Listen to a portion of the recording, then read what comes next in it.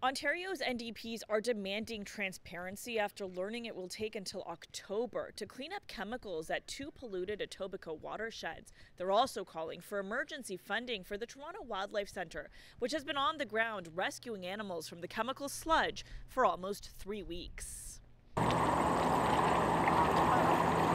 The chemical runoff that spread to two Etobicoke watersheds is no longer visible. Mimico and Humber Creeks looking significantly better than they did earlier this month, following a massive industrial fire nearby.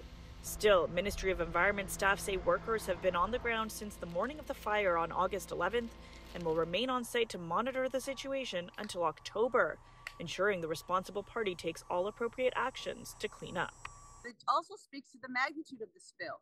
If it's going to take that long, really, for this to be cleaned up, what is in the spill?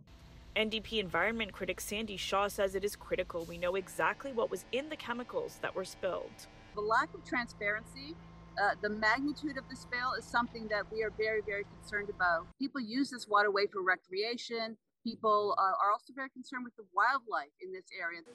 The Toronto Wildlife Centre tells us they've rescued 111 birds so far. 20 of them have since died. 2 have been released. It's becoming increasingly difficult to capture affected birds. Because the product is dry on them sometimes, so the birds can still fly. And because they're wild birds, as soon as anyone gets near them, they take off over the horizon. So we're having to come up with some crafty ways to capture some of these birds. But they are struggling to keep up, lacking funding and resources. We don't get government funding, so that is always the challenge, is when these kinds of big incidents happen, we are looked upon to be the only ones that can respond and help the wild animals, but then we're kind of scrounging to try to get the resources together to do that. We think there should be an immediate infusion of funds to help address this spill.